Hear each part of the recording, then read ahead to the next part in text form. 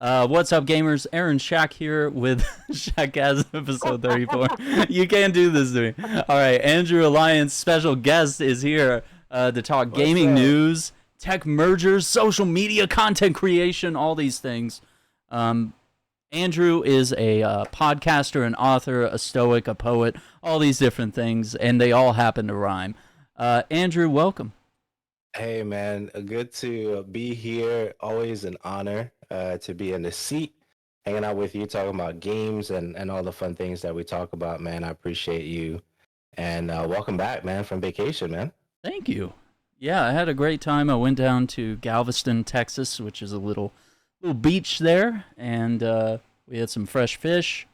You know, I sat and talked with a hermit crab for a little bit. You know, good conversation. He looked at me, I looked at him, and you know, it was a good chance to like disconnect from YouTube. I like took all my cameras and my GoPro and all these things, and I was like, I'm gonna film while I'm on the beach. You know, I'm gonna get some good content, and then you know, try to be one of those like vloggers or videographers or all these things. And I was like, as soon as I got there, I was like, I'm just gonna take pictures of like seagulls and pelicans and I love it. you I know, love it. walk on the shore. You know, like actually vacation, actually do It the felt like you were gone for a while. dude. It was an entire week, and we extended it by a day, and I think that's what I needed after like 10 years of just like chugging away at every job I've had in the past 10 years, especially with the church and stuff for like 7 years where I just didn't take a break, like never took a Sunday off.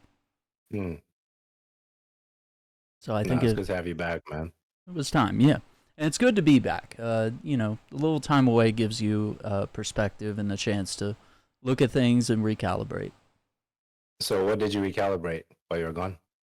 Well, I mean, I was just kind of keeping eyes on the channel and making sure like nothing implodes while I'm gone. Like, does everyone behave, or are they going to be like unleashed or something?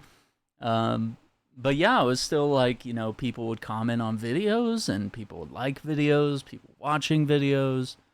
So I was really surprised that YouTube and TikTok, since those are the two that I'm posting the most on, like, even though I wasn't making new videos, I only scheduled like 2 videos while I was gone, so I wasn't making a lot of new videos, and I was like, wow, my channel just might flatline, you know, like nobody will come watch unless there's something new. But actually the reverse was true. Like, you know, numbers stayed lower than usual, but somewhat consistent. So I would say that's kind of an interesting thing that you can't neglect the data on that. Is that if you're Yeah. terminally online, you know, it's hard to see that. It's hard to see your impact if you're never gone. Right, right. You have to walk away from it for a little bit so you can actually see what's happening. Mm-hmm. And I think it's a healthy thing. You know, even like when we're, you know, editing in real time in front of the PC, you have to walk away from it and say, oh, you know what? I didn't think of this edit to be something that I would try, you know? Mm-hmm. That walk, that you know, that moment of just taking a break, I think is always good for whatever. And the fact that you took, you know, a week plus is good. You know, you can look at your channel in a different light, maybe, you know, change a couple of things and maybe you know, reroute things a little bit differently and of course focus is always a change when you go away. You're like, you know, when I get back, this is what I'm gonna do, right? And you know, a new determination, you know, new zeal for the thing that I enjoyed for such a long time. So no, I think that's good. That's absolutely where I'm at, man. No more notes. You summed it up. That's all the stuff I was thinking while I was away. So you're dead on it, even though we didn't even really hit on that. Um, yeah, it's good, and I think viewers and listeners can look forward to a new approach and some different things and spicing things up a little bit. So I think it'll No, be I good. love it. No, absolutely, absolutely. So while you were gone, I'm sure you saw some news. Like what caught your attention heading into this conversation? One of the big things was the Ubisoft tweet that just kind of caught the whole gaming community on fire. And I have a small splice of it here. Okay. Where, let's see, Ubisoft. There was someone that said Ubisoft closes your account if you haven't logged in for some time. You will lose all your games purchased forever. And then they posted an image of an email that said, you know, it was kind of Ubisoft checking in. It's like, hey, you've been inactive for like 6 months, you know, reply to this email within 30 days or we'll consider your account closed. And the internet kind of, you know, rightfully so, maybe in some ways, overreacted and was like, Of course. you know, oh my God, I'm never buying Ubisoft games again, you know, on one side of the spectrum. And then other people saying, like, oh, well, how often are you ever that inactive that Right. Ubisoft would be like, oh, this is a dead account. Like, nobody uses this, nobody buys games on this.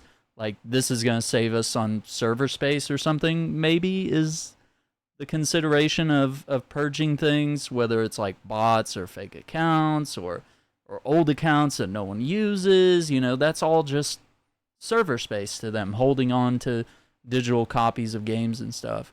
So there's part of me that was very logically looking at it that way.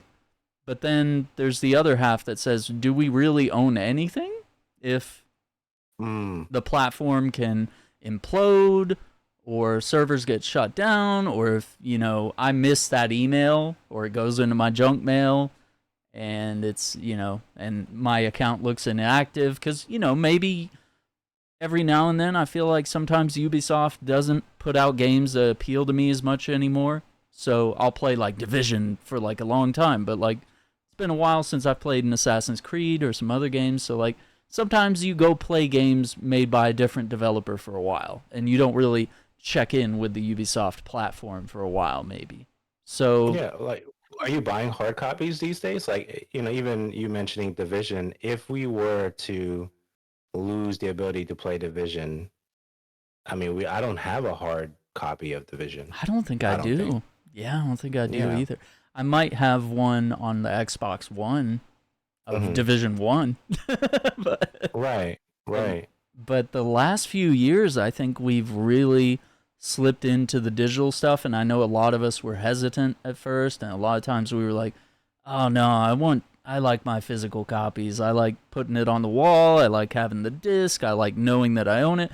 But after a while, complacency kind of slips in. You're like, oh, well, this digital one's on sale, you know, like it's only $9 or, you know, whatever it may Yeah. be that allows, you know, maybe it's even, I don't have to wait for Amazon to deliver it. I don't have to drive to the store and wait in line at midnight. You know, I can just click play right now, you know? Yeah, so what's interesting even now, like with the news cycle, if the company doesn't come out with an official statement, I don't really look at the news anymore as much as I used to. And that goes for not just gaming news, but just news in general. I do believe that they did come out with a statement. Part of the statement says account deletion follows a very strict process. As such, we take into consideration the four following criteria for an account being deleted: the gaming activity, the account libraries, the duration of an activity of an account, and then they give one more. And in practice, as of today, we have never deleted accounts that have been inactive for less than 4 years. So my thing is just like, as you said in the beginning, when news comes out and it's an opinion piece, Mm-hmm. I at this stage in the game, because we've been around this stuff long enough and just looking at gaming news or listening to gaming shows and stuff like that, and make sure you definitely subscribe to Aaron's podcast, of course, right? You have to pay attention to what the company is actually saying in the official announcement. Even if the official announcement is, hey, we're going to hold off, this game is not going to come out in September, it's going to come out in March. I'd rather hear the company say it than, you know, us make, you know, all these opinion pieces about the things that are happening in real time. I think it does a disservice to what we enjoy. But I'll land there for now. I agree, and I think it caught my attention because it was big, and we saw Ubisoft's reply. But really, in the back of my mind, I was like, I'm gonna wait until, you know, either this develops into such a firestorm that Ubisoft has to, you know, make some sort of blog post or, you know, some sort of more elaborate press release. Um, and that way it's more official, and I'm not commenting on like rumors and stuff like that because I don't think that sort of sensationalism helps anyone. And so I think because Right. now we've had all that, this is a good time to report on it. And as you did with your podcast, I believe you kind of waited until, you know, it wasn't Yeah, even on your just radar over. until, you know, It wasn't. It was, and I didn't really want to talk about it, as much. We had a lot of other things that we saw this week that was, I could say a little bit more exciting, especially the trailers, right? We see trailers and we're like, Google Gaga over those things. But the other thing too, Mm. with this particular news with Ubisoft is, since we can't talk about some of the things that, you know what I'm talking about that thing Oh with my the thing, right? god. That Oh that yeah. particular situation, right? Yeah, Can The you Walking imagine Dead, the sure. PR? Yeah. I love it. Yeah, the PR nightmare it would be for this to come out with that other thing. Uh-huh. It just, it's just not good, right? So they have to come out with a statement, this layered, to make sure that the things, whatever, maybe they're coming out with like an Uno card, Monopoly gamers. I don't know what they're doing, Mhm. but well, whatever they're doing, right? It would really affect. This news would really affect that in the near future. And me not being able to play Division for a very long time, if that was the case, then I would have lost the opportunity to play Division if this was real, right? If they Mhm. didn't come out with their official announcement, because I stopped playing Division for a while, Yeah. and that would have been an issue, right? That would have been scary, man. You put some time Right. in on that. Exactly. But are you going to be inactive for 6 years, you think? No, man. No, I can't even stay away from like all the games that we're playing right now for the most part. Well, you mix it up a lot more than I do. I'm more FPS looter shooter for the most part. And I Mhm. may even jump back into Genshin Impact. I don't think we talked about that. I think I want to jump back in there Yeah. because I think that's more of a chill game. It's the Zelda that I don't, since I don't have a Nintendo, so I think that's like my Zelda game, technically, and in Yeah. some way, shape, or form because of its inspiration. But 6 years off of this stuff, I doubt it, man. Yeah. Absolutely. Now tell us about this. You sent me this little article about the Arc browser that is now available for anyone to download. It's a Mac and iOS browser, as far as I know. Yeah, I actually just saw that. Apparently, the company's name is the browser company, and they're coming out with a more robust and super secure Chrome browser with a new way of thinking about the internet. And it seems like it's getting some good press Mhm. right now. And I was like, hey, let me just send this over to you. I joined a wait list. The website is arc.net. If you want to check it out, join the wait list. I joined for Windows. And, another browser, I mean, I have a few. Brave is the main one that I currently use right now. Google will be the second one. And if this one turns out to be a good one with, the plugins and all the stuff that we use, I may give it a shot once it releases. I think they're aiming for winter of 2023. We'll see what happens with it, but it looks pretty dope. Yeah, that's not bad. I'm on the wait list, and I like that idea because how often would you say browsers have innovated since browsers were even a thing? Like, how Right. long has it been since it's changed in any way? Yeah, I actually have to make a correction. So it'd be Yeah. Brave first, Firefox, and then Google, and then, maybe this one if it performs really well.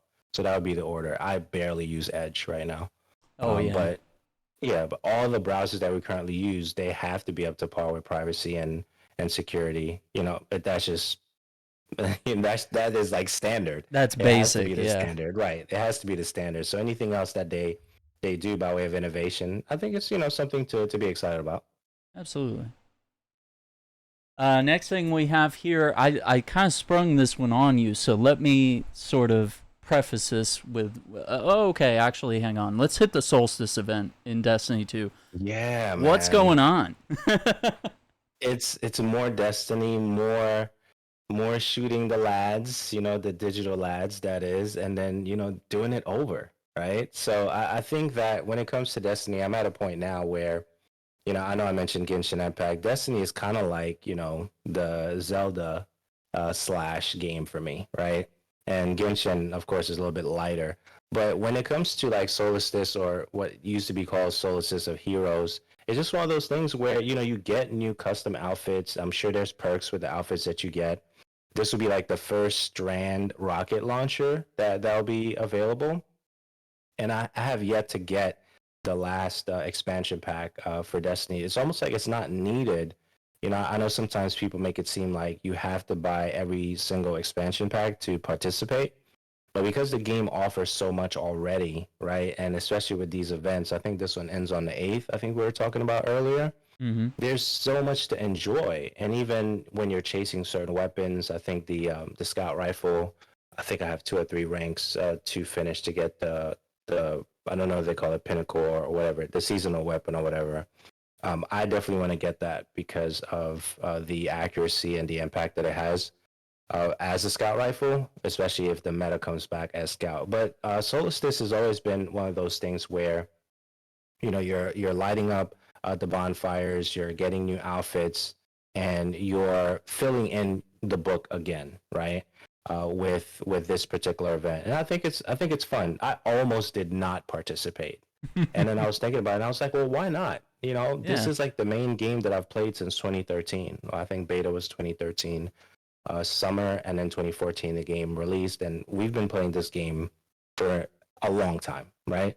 And Yeah. because of that, I'm like, I jump in if I'm not playing Destiny, or I mean, there's that's really the main game that I play. Yeah. That's I. really the main game. We touched on Halo just before you left, right? Mm-hmm. I think I peeked in Halo to see what they were doing there.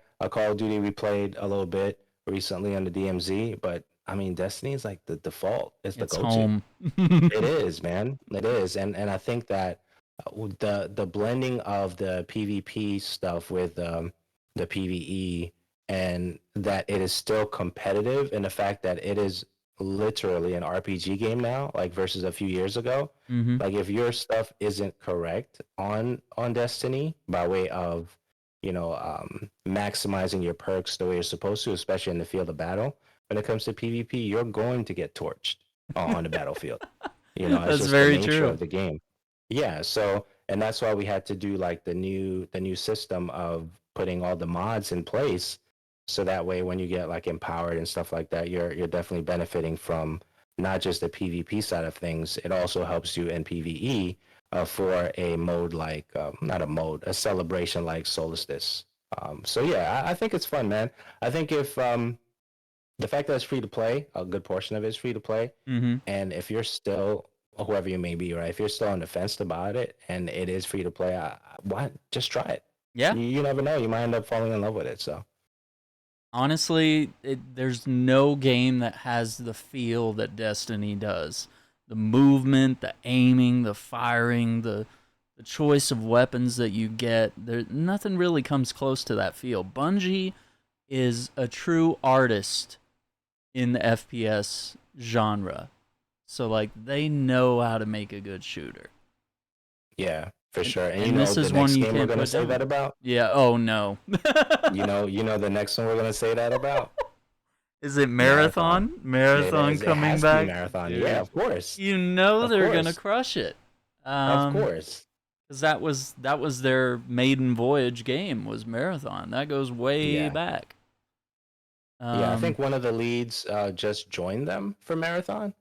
wow. From the Halo multiplayer team to be on the marathon team. Like when you're making moves like that, I'm sure that Dude, guy's getting paid, he right? wanted to be on So that project so bad. He was like, I yeah, see the vision. I know what they're doing here. I want to be running it, you know?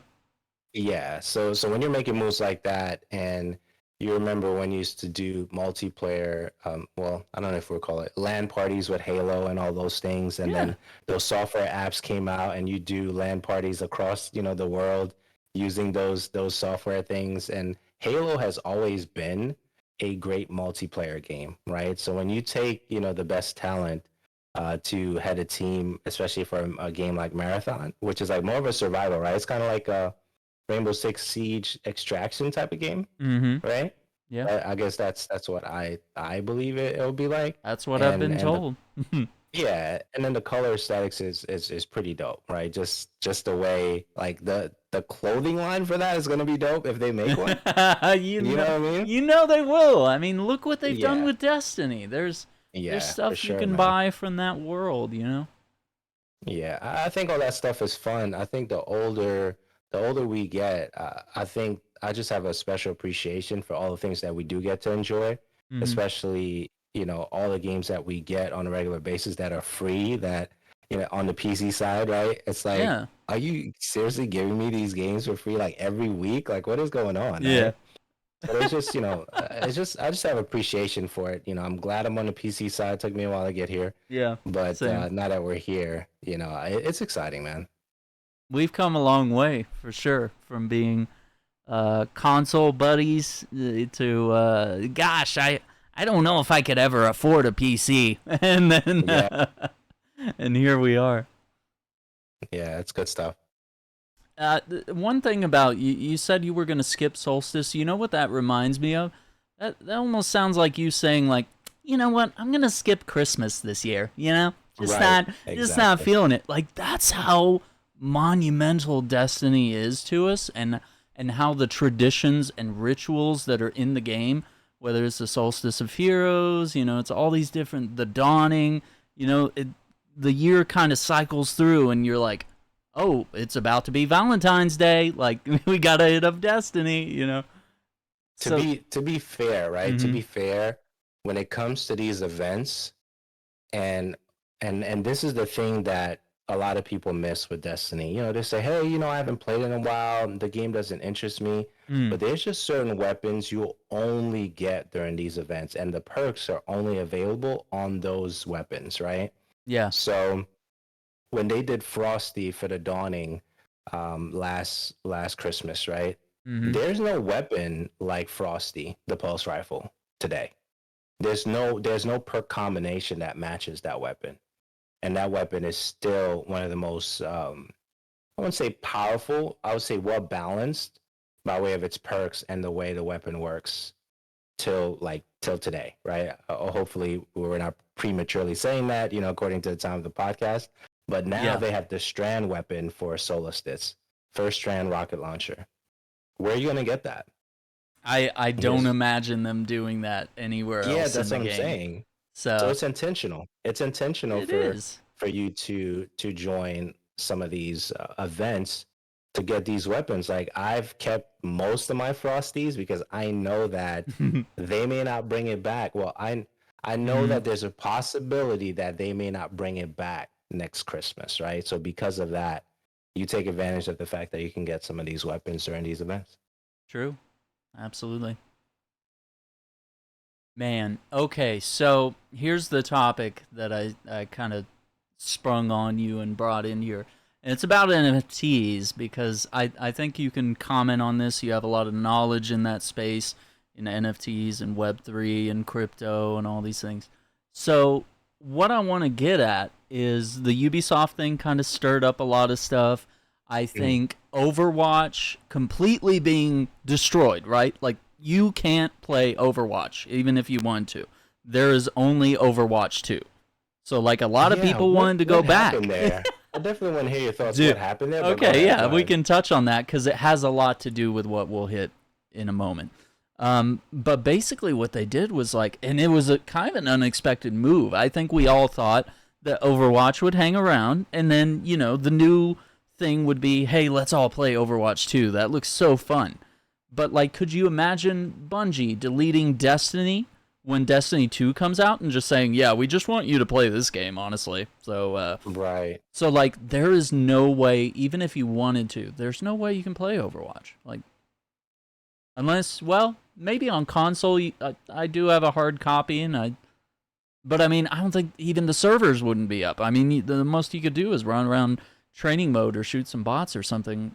So just the fact that that is rendered completely non-existent now rattled a lot of cages, and I think it stirs discussion about, do we really even own these games, or and really the bigger topic of the conversation is that actually we're only paying for a license to play the games. We do not Right. own the characters, we don't own the property, we don't even really own it. The disc is just, a transit to give us that and allow us to play it for as long as the servers are active, which for games like Overwatch, it's only around as long as Blizzard wants to keep those servers up. If it ever becomes unprofitable, or if there were like some sort of scandal that destroyed the game and players turned away from it, whatever.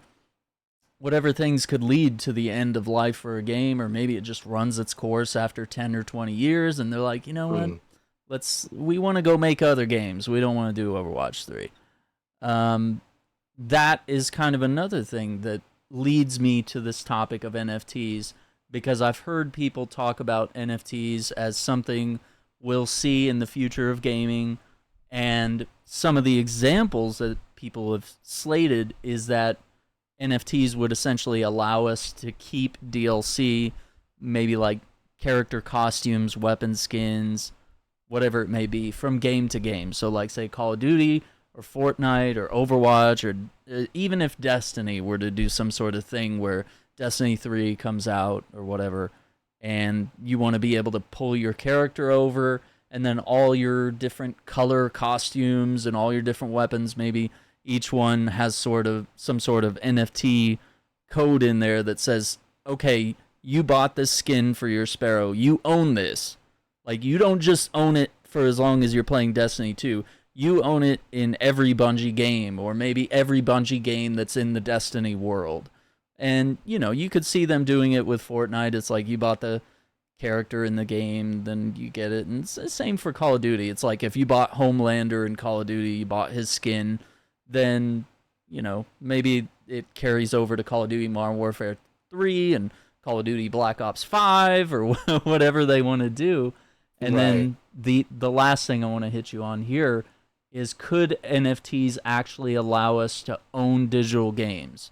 If instead of us purchasing a license, could we instead maybe potentially in the future, if NFTs are not, you know, this, you know, the gaming community's not taking it very well. So, like, they're trying to just kind of destroy them entirely, but I kind of feel like it's inevitable in some ways. And the best thing you could do is maybe regulate it and make sure that it's used properly and not Right. as some sort of scam. But could NFTs allow us to actually own digital games instead of a license? We could actually say, okay, this is my NFT token. This is what registers that I myself own copy number 156 of Overwatch 2, and this registers that I actually own this product, and this is my copy. I think it's going to be tough because of the licensing stuff that you mentioned, right? So Yeah. I don't even think I want to go down that route. More so the route of for NFTs, I think they are great. They allow us to experience some incredible things. You know, so for example, if your favorite guitarist was coming to town, right? Mm-hmm. And they had a special uh, conversation that they were going to have with those who bought the NFT for that. I think moments like that are incredible because not only are you going to have a digital collectible for that conversation, you're also going to have the memory, right? And you can actually say, "Hey, I was there." Not necessarily framing a ticket, which you could still do that, but the digital aspect of showcasing that you were there is incredible, and how they're able to process those tickets to get those opportunities to happen, I think is incredible. So for those things, I think that NFTs are great, and if they were introduced like that, which I don't recall, I could be wrong here. If they were introduced by way of exclusive events and conversations with individuals that we look up to in the industry, or in some of the games that we wanted to play, or maybe a sneak peek of some things that are coming into the future, and not necessarily focusing on the licensing and the ownership of things, which I do believe that there's things there that are still desirable, you know, when it comes to ownership and NFTs and stuff like that. But the aspect of focusing on, hey, you know, this book, you're going to get it for half price because you decide to invest in the NFT, and not only are you going to have the actual collectible, but you're going to get the book at half price because of you invested early. So I think that those things seem to do extremely well Mm-hmm. for NFTs, right? The invitation passes, the exclusive passes, you know, or to a particular course or something, like your best guitarist that you know of, that you've watched them create albums of albums. They say, hey, we're going to give you an exclusive opportunity to see how we did the new album, and we can help you do one or two songs by owning the NFT, right? I think moments like that, exclusives like that are really, really special when it comes to NFTs, right? And I think that the individuals who are not necessarily spending the time to look at what the world has to offer, and they think that, I think there was one Worms game at one point they were going to do an NFT and they kind of pulled back. They pulled back because people Mm-hmm. were still trying to understand, what the world is about and how you can benefit from it. So, do I care about like a weapon in the game or clothes in the game and stuff like that? I personally, I don't have any interest in that, but someone else may, Mm-hmm. right? And hopefully, the experience of them using those things within the game matches their expectations, right? And there's the other thing with that.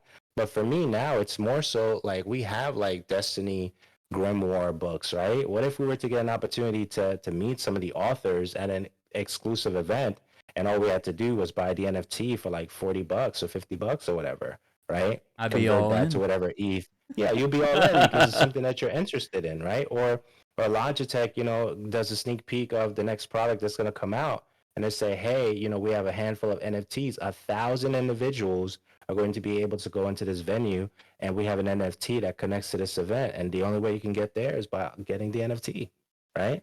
And now Yeah, you have a sneak peek of, right? So I think things like that have always been valuable throughout history, throughout our time. We're just finding a way to digitally implement those things. So, as far as like potentially owning the games, I don't know. Time will tell, right? yeah, I don't know if, like you said, if I own some of the games that I have now, if they were to cut off servers and what are we gonna do, right?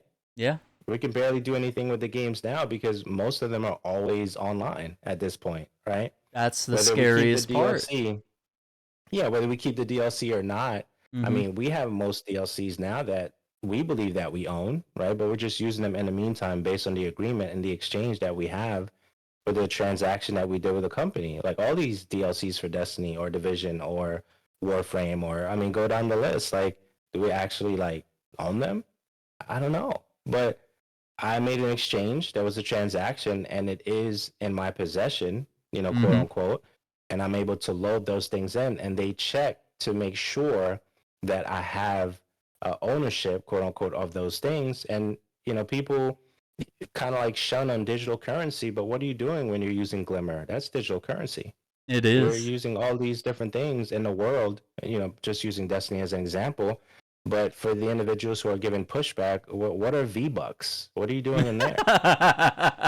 Right? Oh We can go down the no, list. you got him. Hey, we just have to Uh, keep it, pretty real about some of the things that people are actually pushing back on. But we're using digital currency now, and those currency have no real world value, right?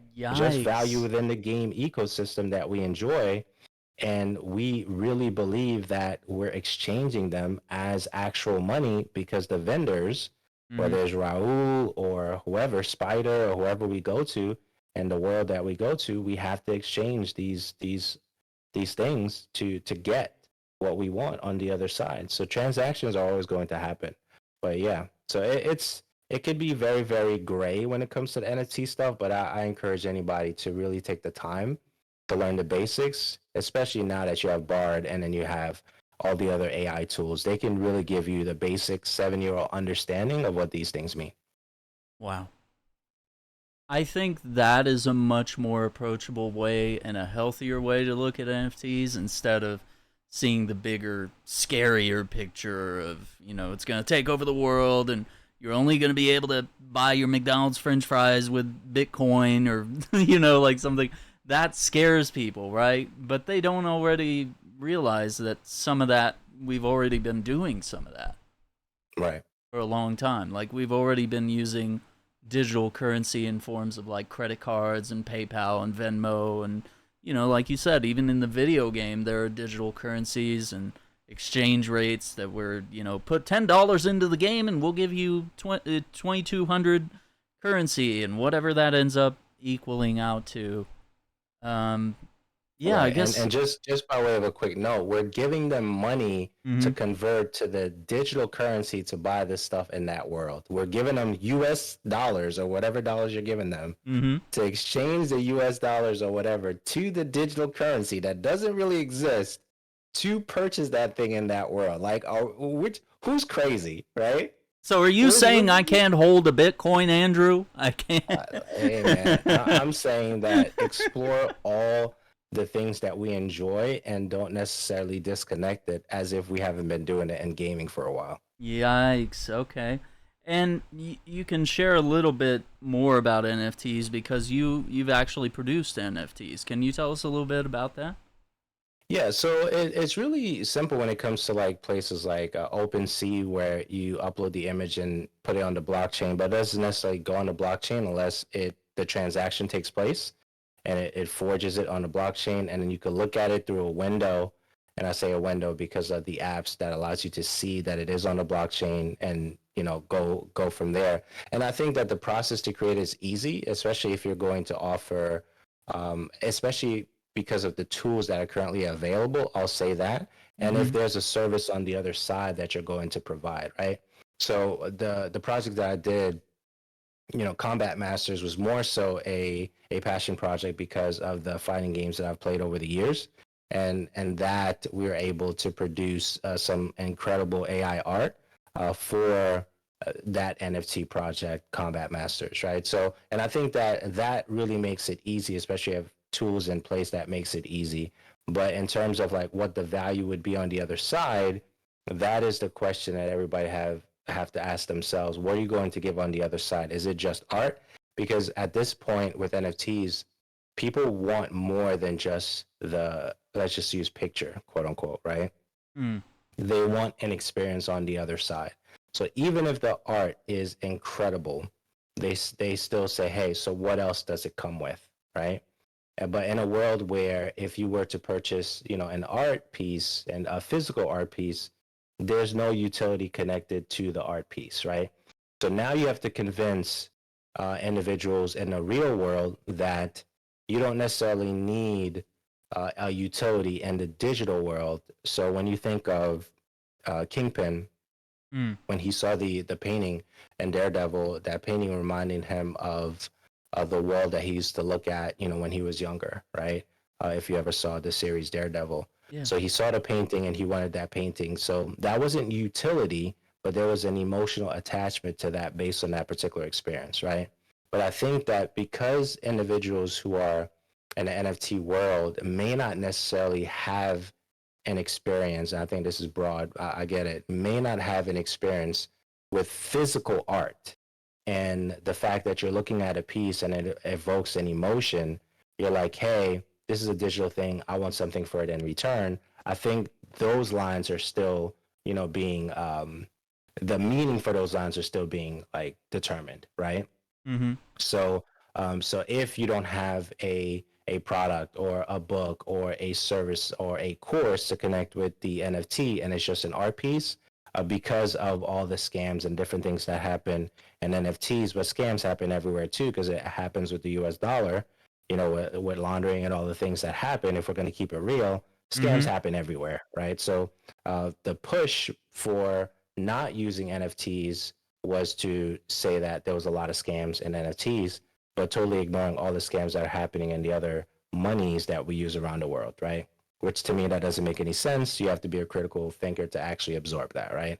So I think that with NFTs, because most individuals are looking for utility, you have to have something by default to offer them, or else it's not going to be as attractive. Maybe it's a community of experts. Maybe it's a ebook that is only exclusive to that particular NFT. Maybe it's an event that you offer once a year, or they buy it 1 year and they don't buy it until year 3 because you allow 2 years of service for that particular NFT for an event or a conference, et cetera, like Gary Vee does with VFriends and what he's done there. So I Mm-hmm. think that there's a lot of use cases.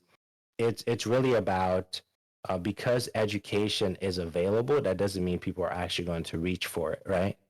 That's why we still have all those amazing like Google courses, but they're there. You have to do them, right? Right. And if you're not in a structure a traditional structure, is there any push for you to actually go look for those things? Unless you know they're going to give you something on the other side, right? Are you going to self-educate? And that world is really all about doing your own due diligence to get the information. If you're not going to do that, then you're not going to know. That's very And true. that's the thing. It's you have to be a self-starter and seeking the information. So I know that that world can be blurry. I do have NFTs. I did lose some money in some NFTs that I got, but I knew that going in, because you don't put all the money. If you know, if you believe that you can lose it, Mm-hmm. and you care if you lose it, then you don't put that money in. And some risk I took and I got burned, but that's just the nature of investing, right? Yeah. You don't put in more than you can afford to lose, and if you do that, then you're not doing it correctly, just on the foundation of just investing in anything, right? So I think that NFTs get a bad rap because of the bad things that are speaking louder than the good things that are happening. I don't hear anybody speaking bad about VFriends, Mm-hmm. right? No, You bought I don't VFriends. think I've ever heard bad things. That's what I'm saying. There's so There's much a, and value there. there's so much value there. And I'll say VFriends because that is like a big, iconic brand. I don't want to name anybody here because I want this to actually have value later. Right. That if I name another project and then it ends up, well, you said this project was no. Let's just stick with VFriends, right? Yeah. Gary It's V. If it it's not fails, he has the controversial for money, now. Yeah. right? He has the money to make you happy, Yeah. right? By fixing it, because he has layers of funding to make sure that that is a good experience for you. So we'll stick with that. That is a great North Star when it comes to NFTs and experiences and projects and stuff like that. Mm. But I think it is self-education is important in that world. So now with Combat Masters, those NFTs, you were strictly providing sort of an emotional value. You were sort of creating this art piece that would potentially trigger nostalgia for a lot of the fighting games that you played growing up and that a lot of other people have played growing up. And so that would sort of activate some sort of emotional reaction there, as well as like, oh wow, who is this fighter? I want to know their story. I want to know who they are and what style they practice, and what do they look like, in different interpretations, different outfits or different hairstyles or whatever it may be. Absolutely. And if you actually blow them up on the wall, I think they'd be like, awesome pieces. And the other thing too, I was considering is offering, conversations surrounding, podcasting and content creation and some of the things that I've learned, because around the same time launching that, I was working on the book as well, the podcasting book, What You Should Know. So I think that it really depends on, what you want to offer, and what value you want to give on the other side for the people who invest in your projects and stuff like that. So I think now my focus when it comes to giving value is through like manuscripts, right? Mm-hmm. I've been writing a lot of things, compiling different things, and a lot of these things have been inspired for like over 20 years, and they're coming into fruition now because we have the platforms that allow us to publish those things a little bit easier, right? And you can actually see those things come to life, right? And I think that's the beauty of not just the TikTok stuff or the YouTube or Mm-hmm. IG Reels and all the things that we enjoy, but the fact that we have, publishing platforms that allow individuals to use highlighters with the things that we create. I think that is still pretty dope. You know what I mean? Absolutely. And yeah, so I enjoy those things in that regard. And I'm a fan of all of it. I'm a fan of all of it. And I think that if you are a creator that you've done a lot of things for a while, at some point you're going to want to package that knowledge in such a way that people can either buy it through books or not just the podcast stuff, which is a great platform, which is what we're using right now. Mm-hmm. Those conversations are great to be in the mind of the person, but their writings and things that they've compiled and put their heart and mind and soul in, I think those things are extremely valuable too. Absolutely. Now, is it ever too late to compile something in those NFTs, or once they're out, it's too late? Like if you wanted to say, Oh, I have a Combat Masters coloring book now. Could you?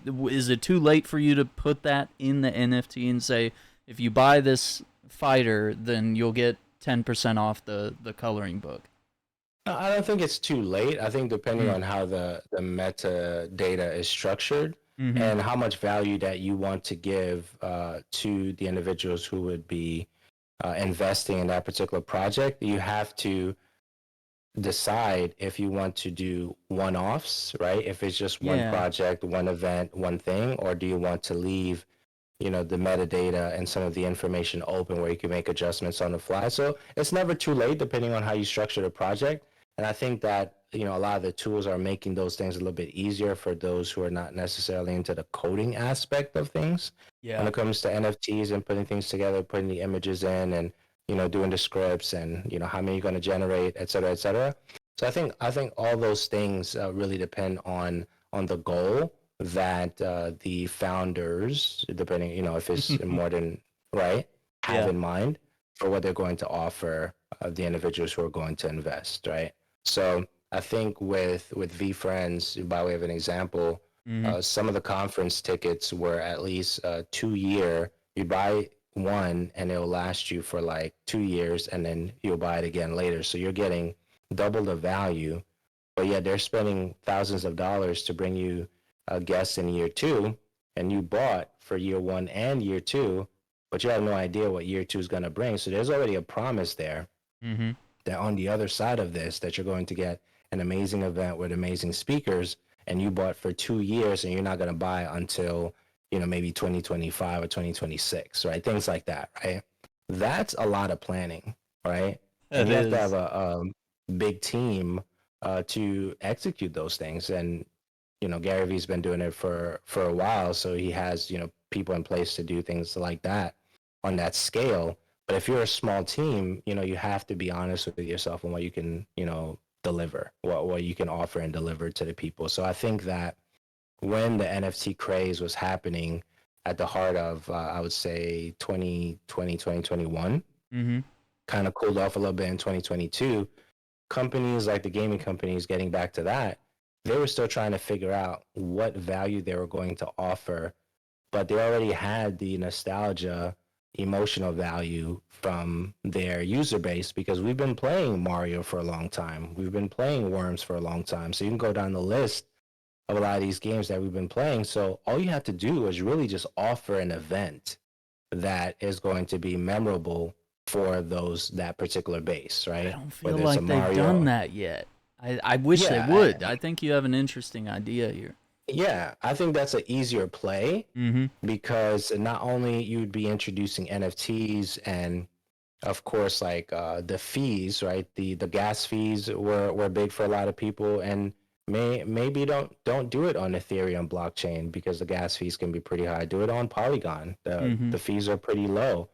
And just say, hey, Nintendo is going to have a Super Mario exclusive event, and you promote that the NFT is going to be very easily accessible by way of transaction fees. Don't even call them gas fees. Yeah. And then people will figure out, hey, well, how do I get this? Create a blog page showing exactly how to create a wallet Mm-hmm. and how to get on Polygon and how to transfer actual money into, that particular coin or whatever it is, for that particular blockchain or whatever.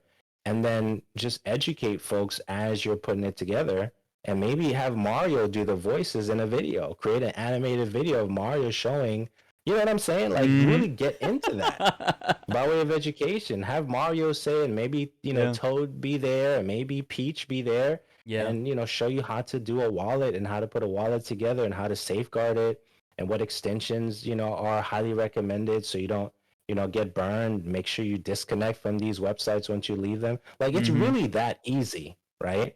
It's Yeah. really that easy. Now the conference may be expensive to put that together, but the education part of it, there's a lot of things that are already out there that you can pull from and create an animated video and That's have key. Mario talk about it, right? So I think those things are pretty upfront.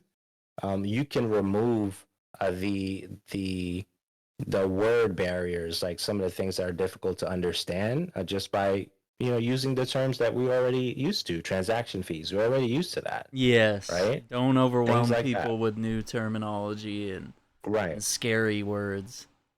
Right. If you want to learn more and just have one of those tabs, and then if they want to learn, Yeah. what blockchain is, NFT is, what Ethereum is, what Polygon is, have a separate page for that Mm-hmm. for individuals who want to learn more. And companies do that all the time. And when you look at a company like Nintendo leaving E3 for however long it's been to create their Nintendo Directs, they've been educating at their own pace and their own way.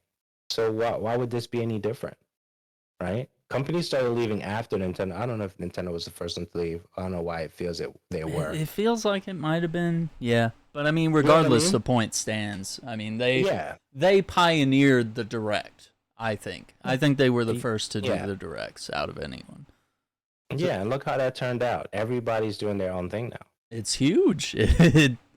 It Yeah, completely removed the even need for even E3. Jeff, Yeah, even even Jeff. Jeff. And Jeff has Right. found a way to rally the game industry to his event and stay with his ear to the ground and always fine tuning. And I don't know.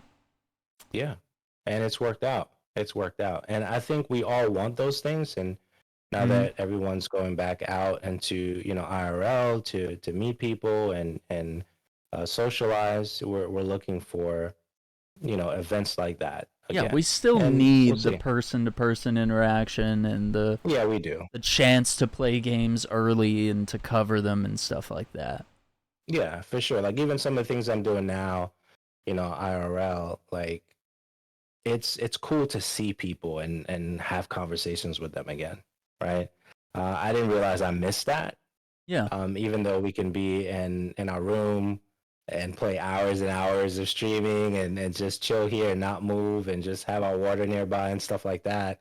But it's still cool to see people, man. There's something special about like sitting down and having a coffee with someone or going to Yeah. a big convention center and listening to someone talk and having a Q&A afterwards or something. Yeah. Yeah, for sure. Now, Ubisoft did try NFTs. I don't know if you remember this. They did it with, I think it was Ghost Recon Your Breakpoint. favorite game. Yeah, I Yeah. know Listen, man, I like the John Bernthal, but what they Very did was they good. offered a gun, like an exclusive gun, and like people didn't like it. You know, That was your as jam, man. You as love you that said, it game. wasn't the right way to probably approach that as sort of a fear of missing out. This is an exclusive gun. Although it's not a multiplayer game, it doesn't really matter much. But I think what ended up happening was like people were selling the gun to each other, I guess, to Right. perpetuate the value of like, oh wow, people are trading this, but like in reality, it's like 20 dudes, just circulating all the Yeah, guns so between each other.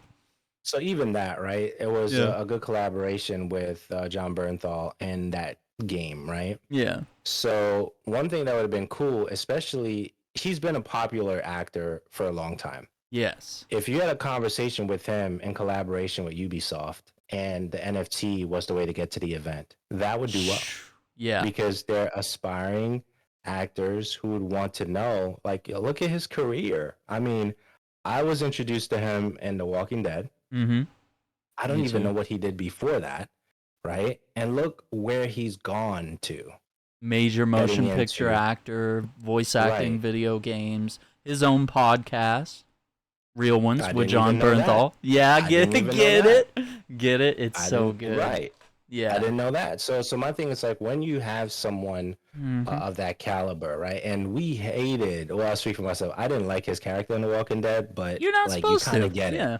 You kind of get it, right? You Yeah. kind of get it, You respect the right? art. And then you absolutely, and then you see him flourish in all the other roles that he's done. Mm-hmm. A fireside conversation with a Q&A and dinner afterwards. Sheesh. Like, come on. I mean, I'd be an this is easy mark not for that one, dude. this is It's not that's what rocket I'm science, saying. is it? This is not Oh rocket my science, god. man. Like a Uh, fireside conversation with anybody of that caliber, whether it's an actor or something else, like if you have the opportunity to, hey, make sure you bring your questions because the only individuals that can attend this event are the individuals who got the NFT. This is exclusive, right? And the NFT gets checked at the door. So if it doesn't beep green, you don't go in. Yeah. This is, and the location is not even going to be announced. It's going to be announced within the app that the NFT is in. So you're not even going to Oh, know. so no one else will know. That's what Okay. I'm saying. It's not that difficult. Wow. It's not that difficult. The tech is already there. And Ubisoft is For trying really hard to do this. They really want to embrace NFTs. Yeah, They see a and they future, they see the can. dollar signs.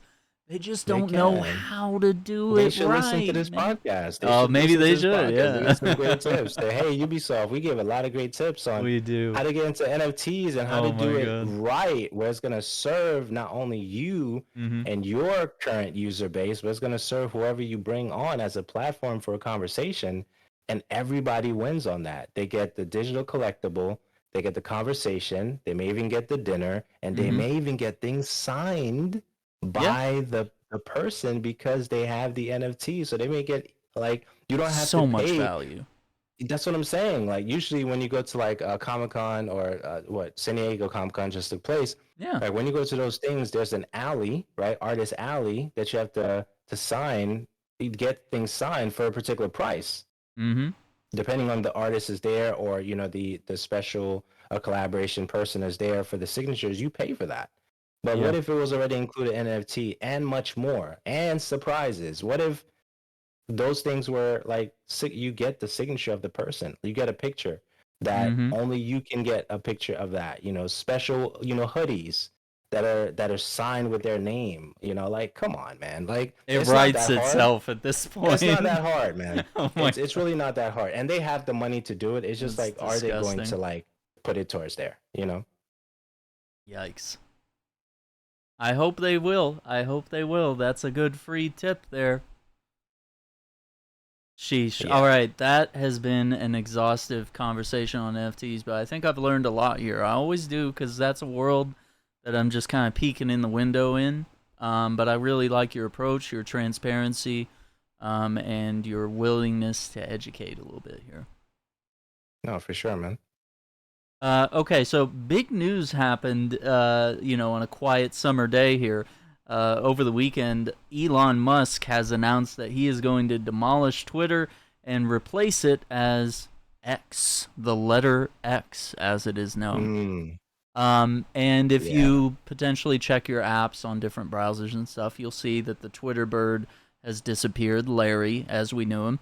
And now an X, which you can actually find, which shows the level of graphic design that they did here. You could really just go into a certain font and you can find that exact X available there for you to use as well if you're doing any typing or speech writing, or maybe you're writing a novel and want to use a very interesting font. You can use the X font. I believe it's like $30. Interesting. But what's big here is that he is taking a major brand that we know, right? Twitter, we know the bird, we know that famous icon. If you see it on a billboard, you know what's up. You see that app on your phone, you know what it is without even seeing the words Twitter. You see the bird, you click on the bird, the app opens. And it created things such as tweet and subtweet and retweet and like and quote and all these different things that we do on Twitter. And it's all associated with bird, because what do birds do? They tweet. And so the act of tweeting is twittering and all these various things. So what he's essentially doing, and what I've seen the critique is here, according to, I believe it's Time, I have an article here that says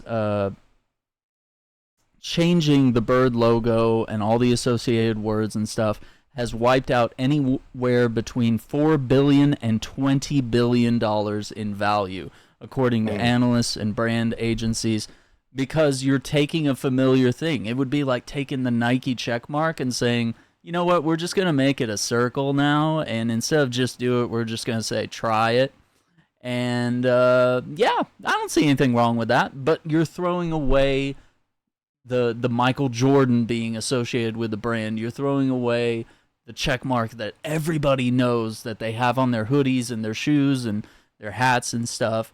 and the phrase that, you know, a marketing team probably sat around a table for hours and hours agonizing over what they should say, and some guy was like, how about just do it, and you know, they ran with it. So it's like you're Right. throwing away this brilliant idea and this website has been cultivated over a decade, you know, since MySpace and Facebook and all these things.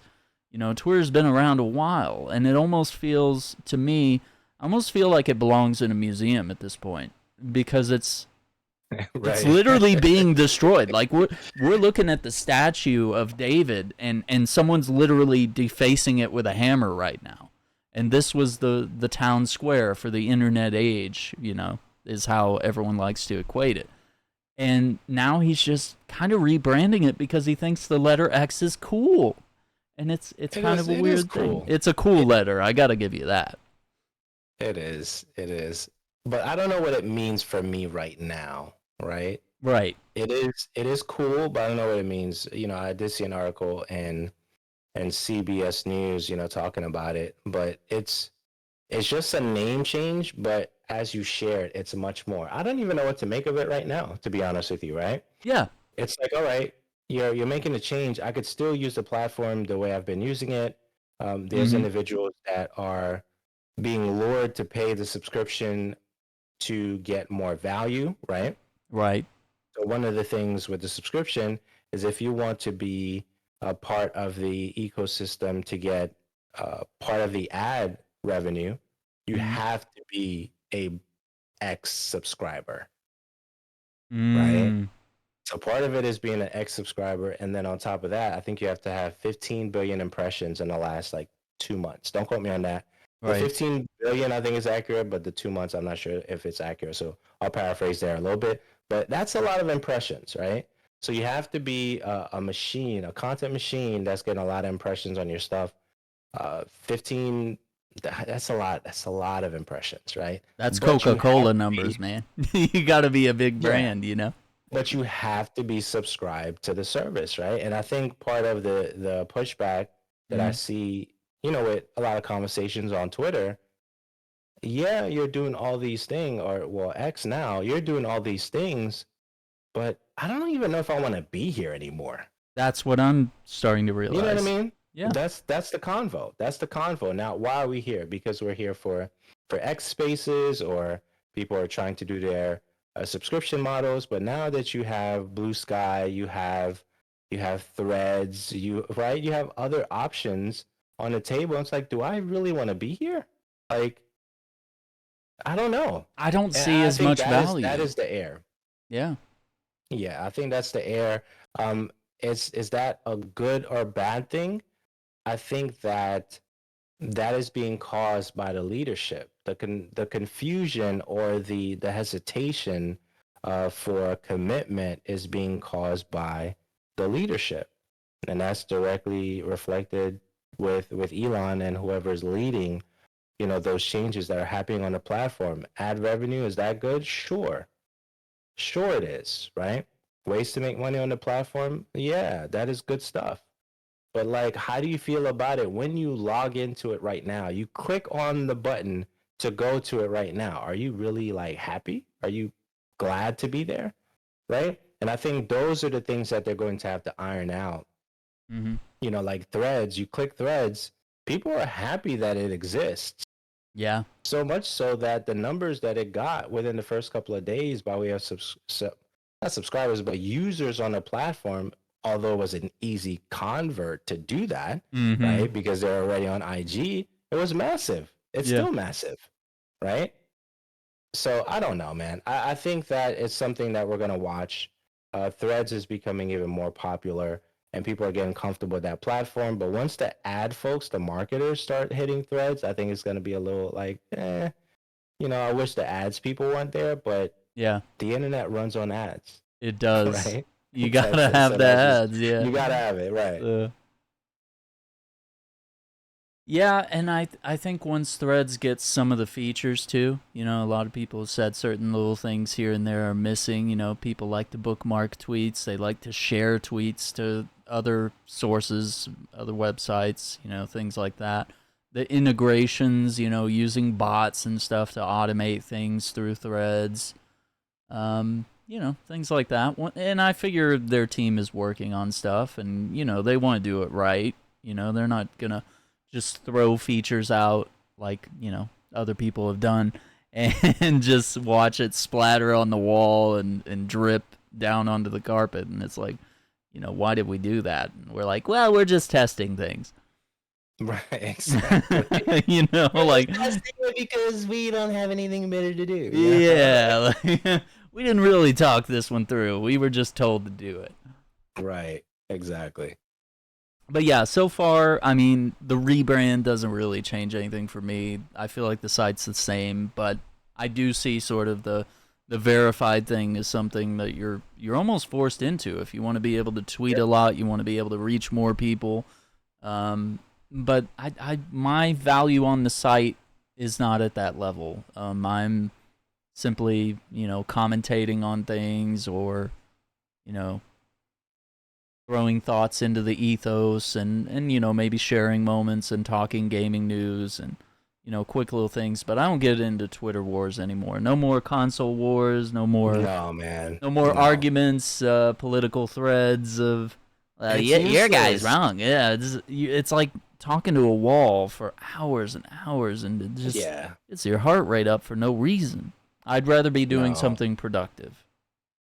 Absolutely. Absolutely, man. We're at a place now where, we've been in a place where we can control the info for a while. Now I'm really using my mute button when it comes to a lot of people just saying Mm-hmm. just crazy things on the internet. And then the other thing too is like, as I've shared with you in the past, like when you're connected to different brands, there's just certain things that you can't entertain Yeah, anymore, right? absolutely.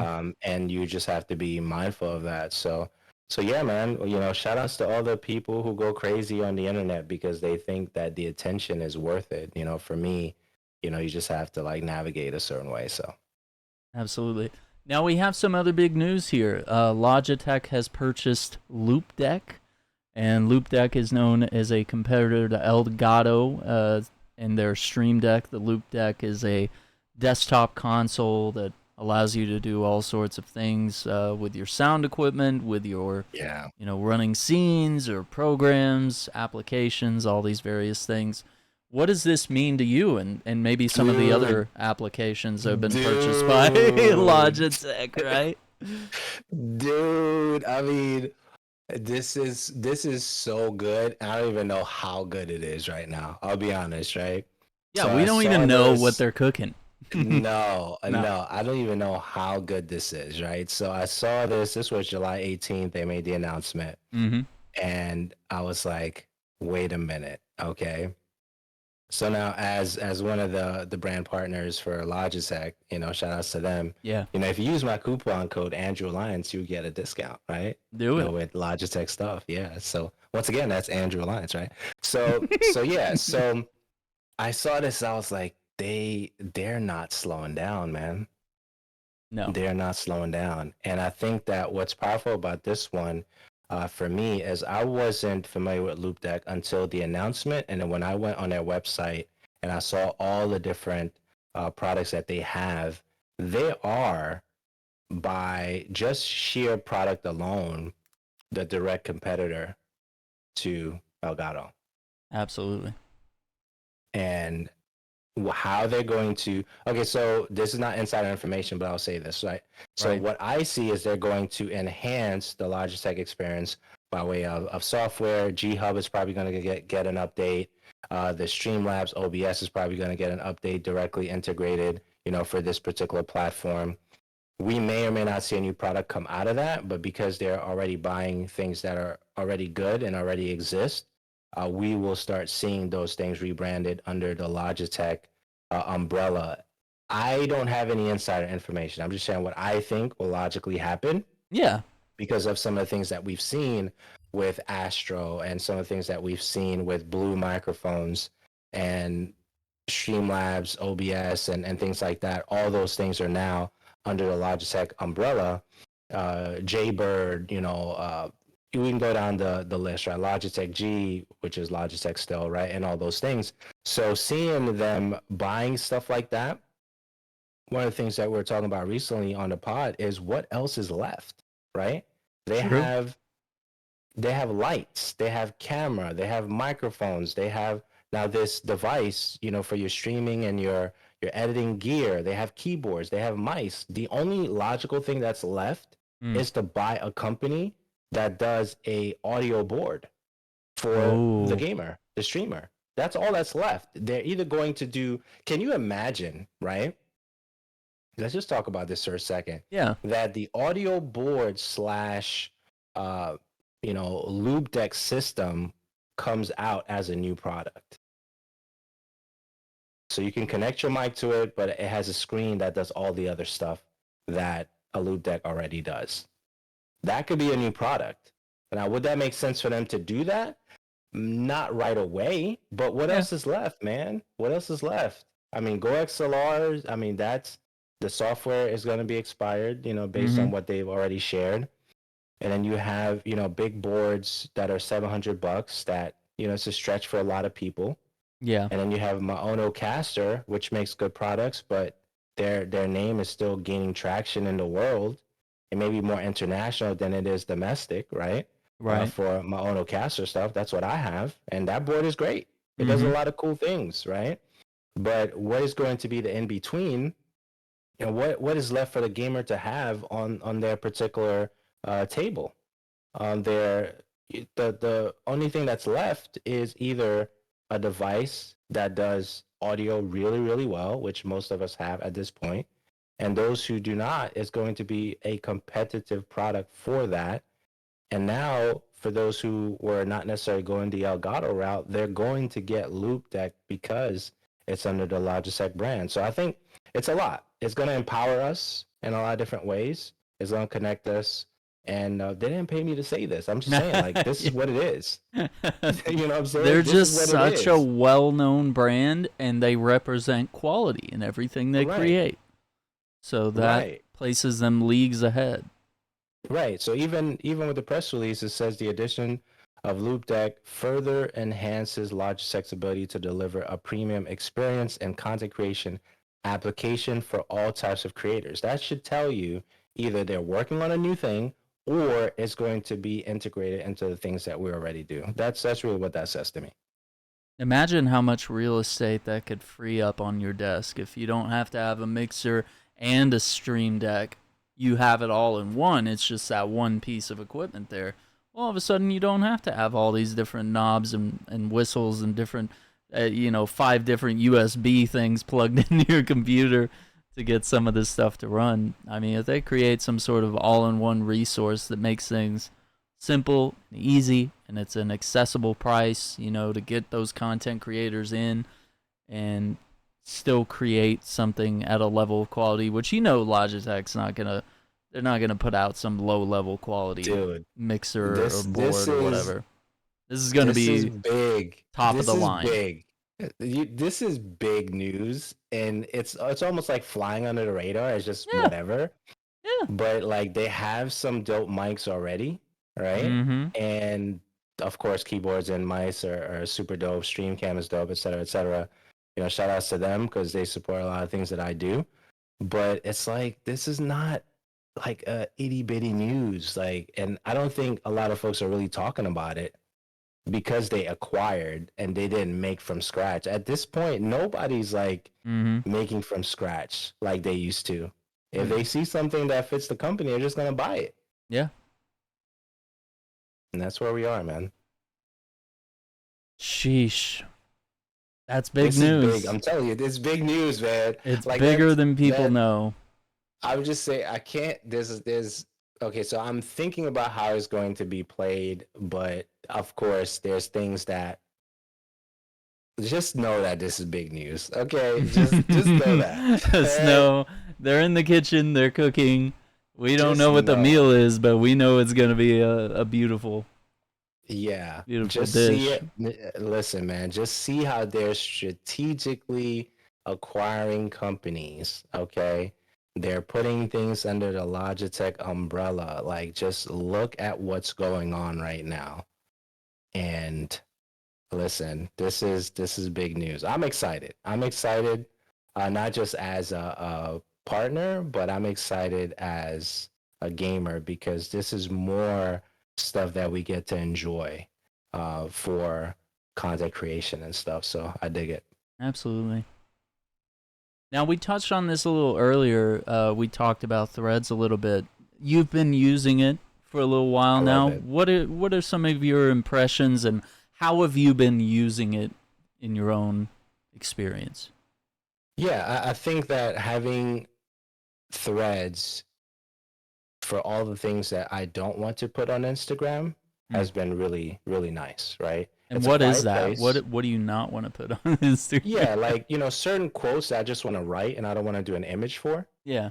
little things like that. Hey, what's going on with everybody? Good morning. Like, I don't want to do that on IG. Yeah. I was doing that on Twitter for a long time, like, good morning every day. And I think like it just looks bad after a while on your feed. You know what I mean? Right.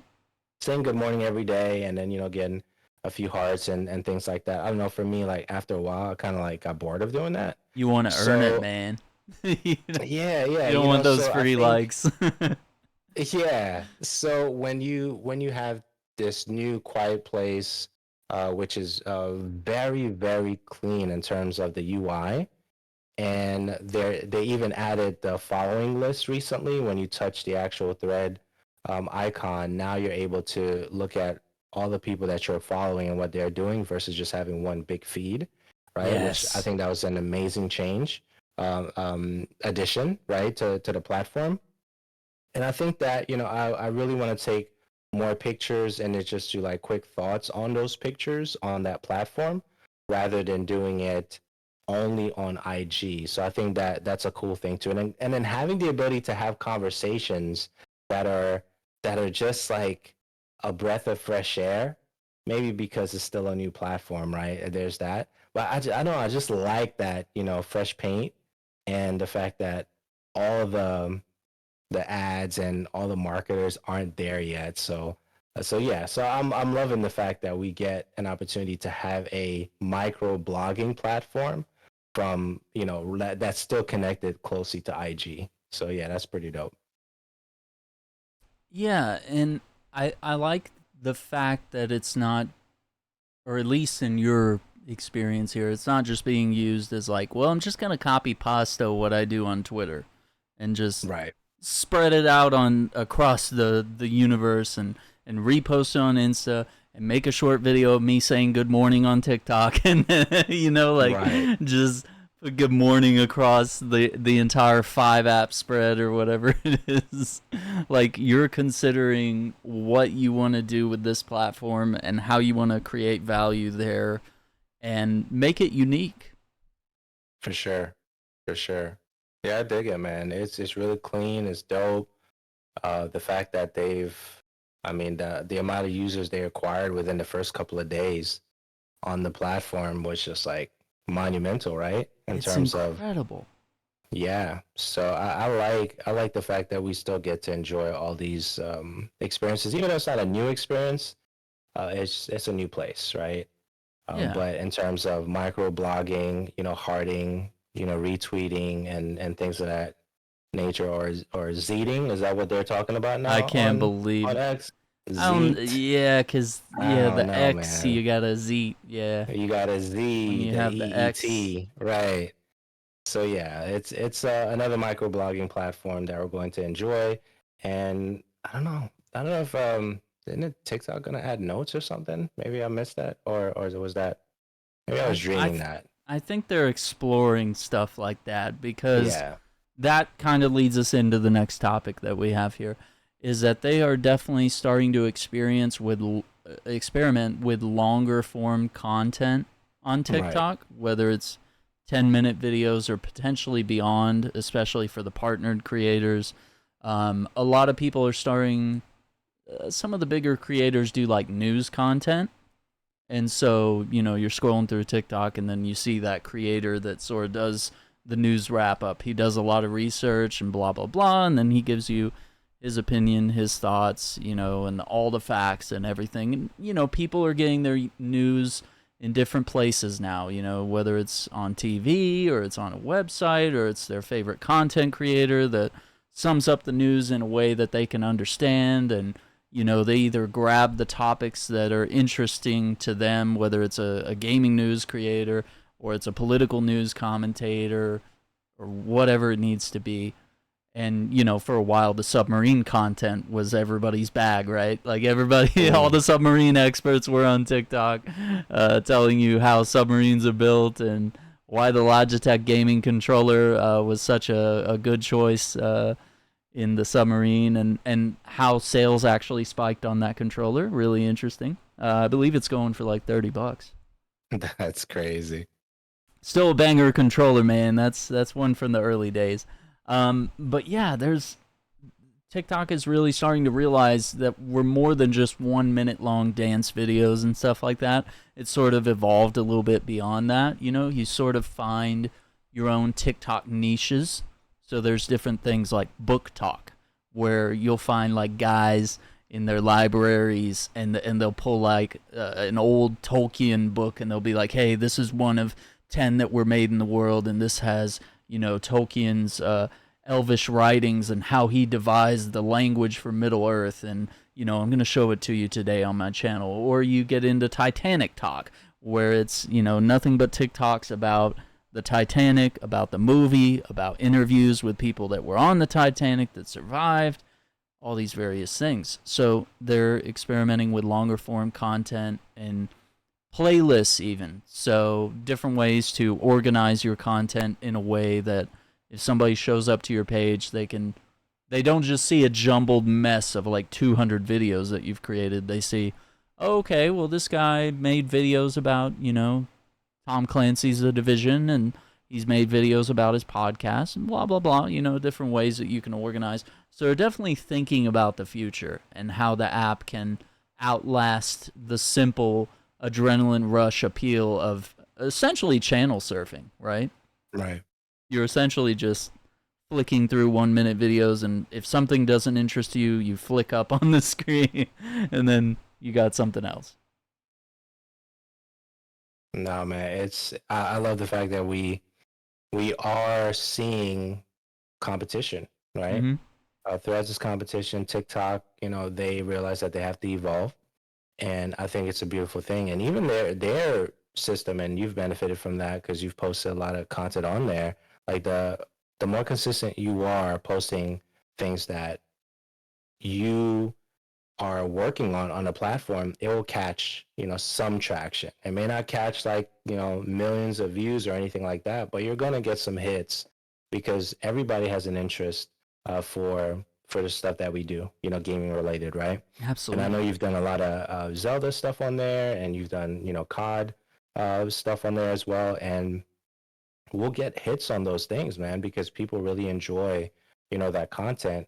And as long as we get right to the point when it comes to the content too, and I know that's one thing that we've gotten better at over the years.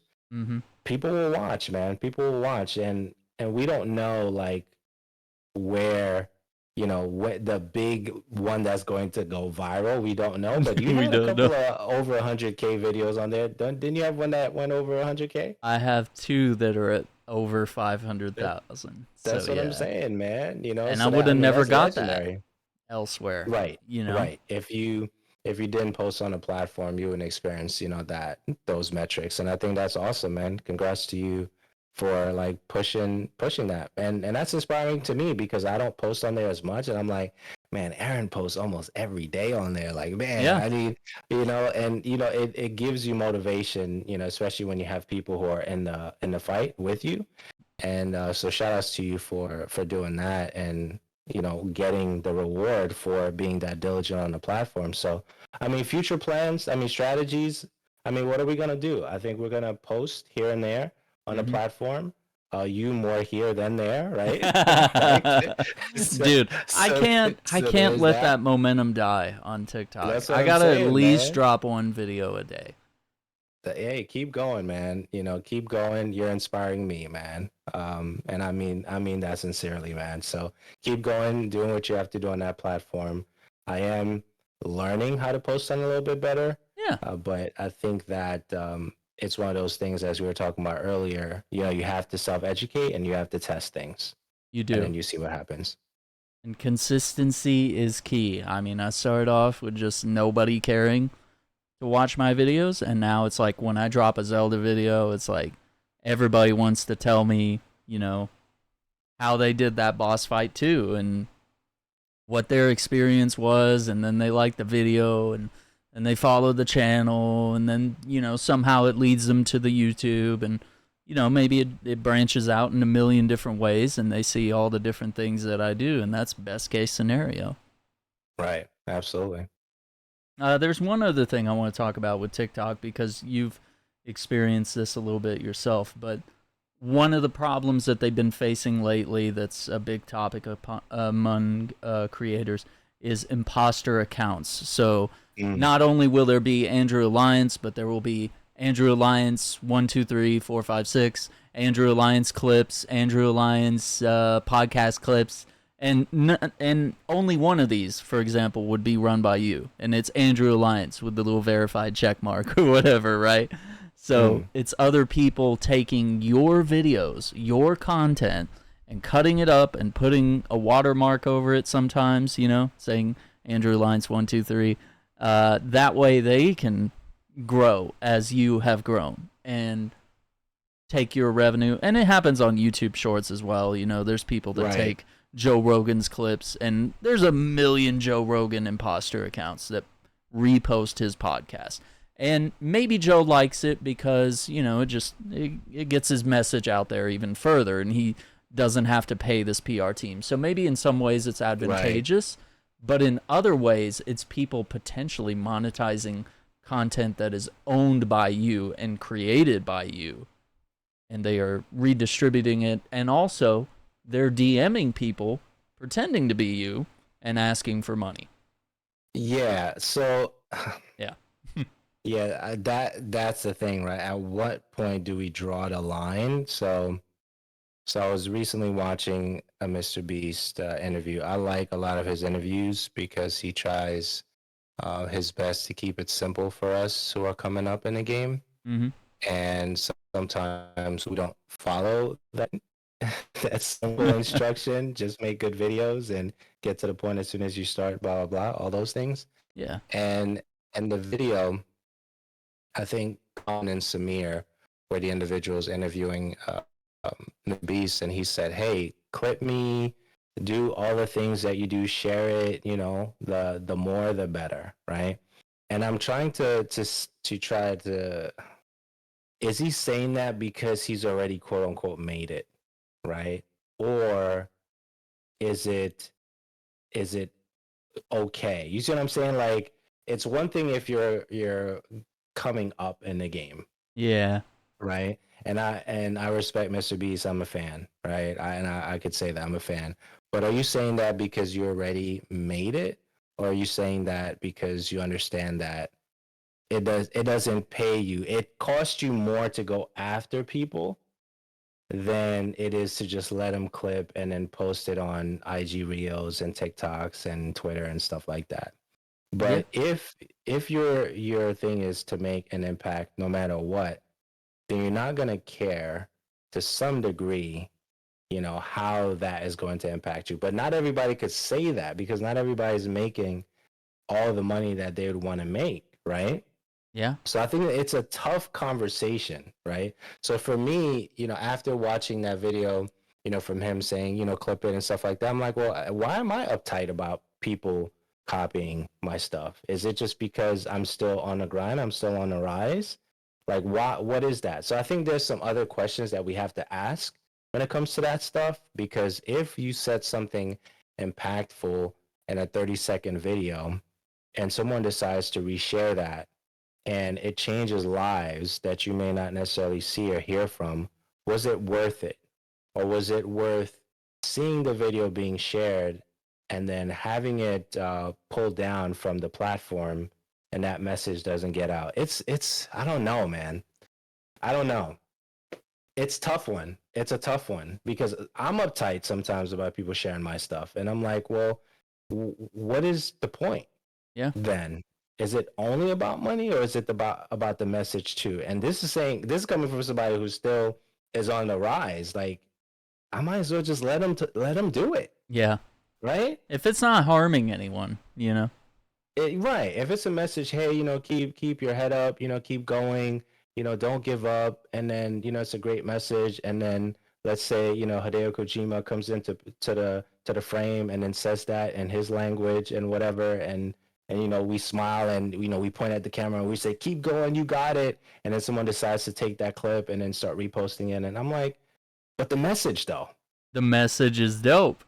right? The message So, of I love think and that's unity. I'm battling that. I'm battling that right now. I'm not saying that I haven't pulled down videos that have copied my streams and stuff, because I have. Yeah. I've given them 7 days, so they didn't get the copyright strike and stuff like that. But yeah, so even like writing stuff now, it's like, hey, if they post a page of the copyrighted material, like how am I going to? I don't know. How am I going to respond, right? Because that stuff is copyrighted now. Mm-hmm. So That's a I don't little know, man. tricky. It's a little tricky. But I think in terms of people impersonating you and potentially DMing people saying like, "Oh, hey, I need your I need your cash app." That's Can crazy. when you like see people getting scammed by like Mariah Carey fake accounts where it's like, "Hey, it's Mariah Carey. I've fallen on hard times. Can you Venmo me $1,000?" Like, Yeah. Falling on Mariah hard Carey times is isn't crazy. asking anybody. She's not That's crazy. DMing people on Instagram asking for money. So I mean, Yeah, it's that's important to tough, be man. literate and know when you're being scammed, but just know to check these accounts and know who where is the actual real account, what is that username, does it have the verified check mark, and for the accounts that don't, does it have the official contact information, ways that you can verify that it's the real person, or just don't engage at the very least. I mean, please just don't allow yourself to be scammed, because they're good at what they do, some of them, um, and they can really weasel their way in. So I For think that's sure. all I had here, though. Yeah, man. No, that was definitely good, man. There's a lot of good stuff happening in gaming. Yeah, There's a lot of good stuff happening. But yeah, but even the thought lingering, man, like I don't know, like at this stage, the message, without the, hey, I'm falling on bad times, can you send me money? Without that part, right? yeah. But if the message is bigger than the takedown for one video or one stream, I think I may just let it ride. But again, it depends on how I feel, right? I think we're Because there are both so days, much in a growth stage that we need to yeah, grow. So we need people to share. So share the podcast.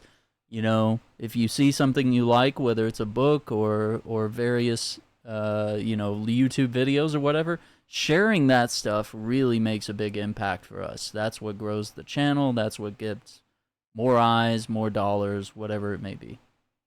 yeah, for sure. Agreed. And I also think 2023 is probably one of the biggest years in gaming we've had since like '07. Like Yeah, lots we're of good having stuff. so many new games, so many new announcements, so many things that are coming out this year. Like not stuff that's like, oh hey, it'll be out next year or in 2 or 3 years. Like 2023 is a year where they're announcing stuff that's coming out this year and games that they promised, that are coming for a while.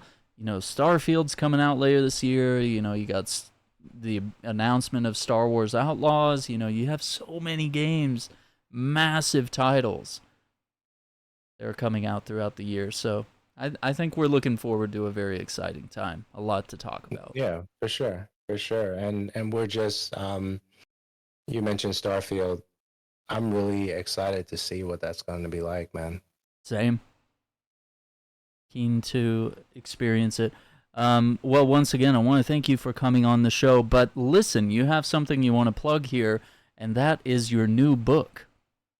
Yeah, I mean, listen, we were talking about like providing, value and long-lasting value, right? We were talking about that throughout this particular episode, and I know you've seen Gladiator, Mm-hmm. right?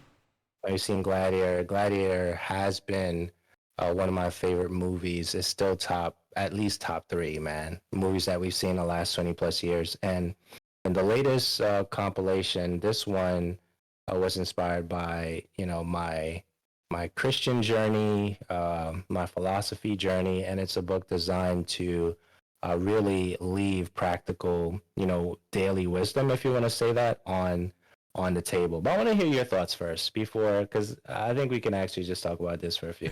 Yeah. So what I've read so far, and I'm probably about halfway through the book. Um, it brings in a lot of wisdom from both the wisdom books in the Bible and from a lot of the Stoics, which if you read a lot of their stuff, I mean, it's stuff that's still so applicable today. And it's almost like you could just open to a page and just read a quote and apply that to your daily life for the day. Or make it your mantra for a while. You know, it's different bits of wisdom to sort of consider as you approach things in your life. Like, let things roll off your shoulder. Don't let negative things dwell on your mind. All that stuff wears you down. It's all about having composure and being strong, both mentally and physically in a lot of ways. So a lot of these different things that the Stoics talk about. I mean, it's stuff that was applicable back in the days of the gladiators, with Marcus Right. Aurelius and stuff, with quotes from Exactly. them, and even Okay, in modern so day you got it. business. Yeah, so you got it. So you get it, right? So Yeah. so it was designed to be a one of those things where you can revisit. It wasn't designed to be read in one sitting, even though you could read in one sitting, but you have chapters that talks about, the value of friendship and loyalty. You have chapters that talk about the joys of contentment and simplicity, the essence of wisdom, Mm-hmm. and it reimagines, some of the favorite books that are known today, like Proverbs, Ecclesiastes, and those books, and he reimagines them in a stoic way. So my concern, or the concern I had when I was putting it together, was what how is Amazon going to process that by way of, like, copyright, right? Because Mm. although a lot of those books are readily available, it has to be done in such a way where it still conveys the message of stoicism. It still conveys the message of practical wisdom without um, without making it something that I would get, like, strikes or removals and stuff like that. So the greatest day for me, this was towards the end of June, because I quietly released it, because this was something I've always considered doing ever since I saw the movie Gladiator. Because if you remember Gladiator in the beginning, there is a twofold thing happening. We see the hand going, above the actual garden, and that is such a stoic and blissful image. But as soon as you zoom out, though, we're in a battlefield, right? Yeah. So how are you going to get this peace in the middle of a battlefield? So I think even the opening of the movie Gladiator is powerful and stoic in a lot of ways. And I think that this, for me, is definitely one that I do believe that it is a life changer, and like in all areas of your life, not just, podcasting or streaming or blah blah blah, all the things that we talk about. This Mm-hmm. was this was specifically designed to change a life. I think that I believe that there's no way you can walk away from reading this without getting something from it. I agree. I There's really there's no do, dude. way. There's no way. There's There's no way. there's there's no way. And it was designed that way so that you can revisit, any of the chapters. And one of the things that was critical also was for the Kindle version. Once you click on a chapter, it goes to that particular chapter, so it's easy to navigate the compilation. So there's like 7 books in the one book, Mm-hmm. and there's many many chapters giving you stoic information. So yeah, it's definitely a powerful volume. For sure. Stoic Serenities, Meditations from the Wisdom Books. It's available on Amazon. That is a Kindle, that is paperback, that is hardcover as well, because it was enough pages to make it a hardcover. So yeah, man. Um, it's definitely like if I left this planet today and that this was left, I think that the world would be a better place, man. I do believe. I mean, there's no way you could read something in there or read 200 pages of any of the wisdom in there and say, no, I didn't get anything from that. Eh, I think it's impossible. yeah. I think it's Even impossible. if you said like Um, I already knew it, like it's just bringing it back to the forefront and making you think about it more deeply and maybe realize you could make a few changes in your life and maybe approach things with a different line of thought because what how do we learn to be the men that we are if you don't read, if you are not involved with the Bible in some sort of way, then maybe you sort of miss out on a lot of the wisdom books. If you don't follow the Stoics, if you don't get into philosophy and all these various things, how do you discover these things? Maybe you watch Gladiator once and you get, your toe dipped into the water of what Stoicism is. But how do you get to that if you're not someone who reads? Then that automatically places you in sort of a different category of like, well, you have to look to the men in your life.